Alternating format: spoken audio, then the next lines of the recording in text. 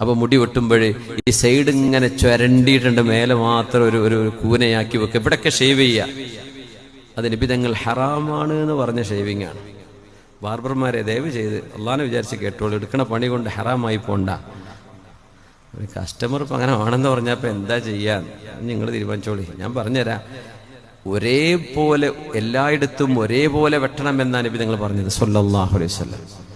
അതിൻ്റെ ഇടയ്ക്ക് കുറച്ച് ചിത്രം വരക്കലും കുറച്ച് ഷേവ് ചെയ്യലും കുറച്ച് നിർത്തലും അത് ഹറാമായ മുടി വെട്ടുന്ന രീതികളിൽ പുണ്യ നബി തങ്ങൾ പറഞ്ഞതാ സ്വല്ലല്ലാഹു അലൈഹി വസല്ലം. നമ്മളെ കുട്ടികളെങ്കിലും നോക്കുക, നമ്മളെ മക്കളൊക്കെ മുടി വെട്ടുമ്പോൾ ഒരേപോലെ വെട്ടിക്കോട്ടെ, ഇല്ലെങ്കിൽ അങ്ങ് ഷേവ് ചെയ്തോട്ടെ, അല്ല മുണ്ഡനം ചെയ്തോട്ടെ, അല്ലെങ്കിൽ ഒരേപോലെ നല്ല ഡീസൻ്റായിട്ട് മുടി വെക്കുക.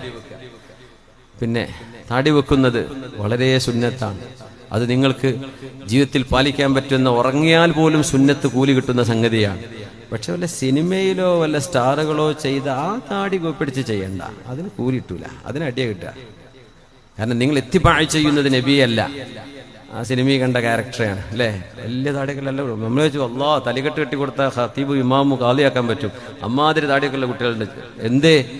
അത് അവർ സുന്നത്തിന്റെ താടിയായിട്ട് എനിക്ക് തോന്നാറില്ല. ഇനിയിപ്പോൾ എനിക്ക് വെച്ചതാണോ എനിക്കറിയില്ലേ. അങ്ങനെ അല്ലെങ്കിൽ സുന്നത്തായ ഹബീബ് തങ്ങൾ ഇഷ്ടപ്പെട്ടതല്ലേ, അത് നീട്ടി വളർത്തുന്നത് നബിക്ക് ഇഷ്ടമാണ് സ്വല്ലല്ലാഹു അലൈഹി വസല്ലം. അങ്ങനെയാണെങ്കിൽ മാഷാ അല്ലാഹ് നിഅമ വദാക്. അതല്ല, നിങ്ങൾ അത് കൊണ്ടിടക്കണ്ട ദയവ് ചെയ്തിട്ട്. മുടി പെണ്ണുങ്ങളെ പോലെ മുടി വെക്കരുത്. റിബണും ഇവിടെ എന്താ പറയുന്നത്, ഇങ്ങനെ ഒരു ക്ലിപ്പൊക്കെ വെച്ചിട്ട് അപ്പോൾ പോയി കുറച്ച് മോഡൽ പോയി തോന്നല്ലേ, പേനൊക്കെ നിറഞ്ഞിട്ടുണ്ടാവും, അവിടെ നിർത്തിയതായിരിക്കും. ഇടയ്ക്ക് വല്ലാണ്ടങ്ങ് വന്നിരുന്നു, ക്ലിപ്പിട്ടിട്ട് നടക്കുക പെണ്ണുങ്ങളെ പോലെ. ചിലർ മുടയാനും തുടങ്ങി.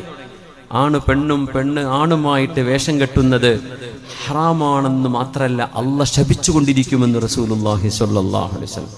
അതൊന്നും നമുക്ക് വേണ്ട. എന്റെ മെഹബൂബിനത് ഇഷ്ടമല്ല, എന്നാ പിന്നെ എനിക്ക് വേണ്ട. വിഷയം തീർന്നു. എന്റെ മെഹബൂബിന് ഇഷ്ടമല്ലേ, എനിക്ക് വേണ്ട.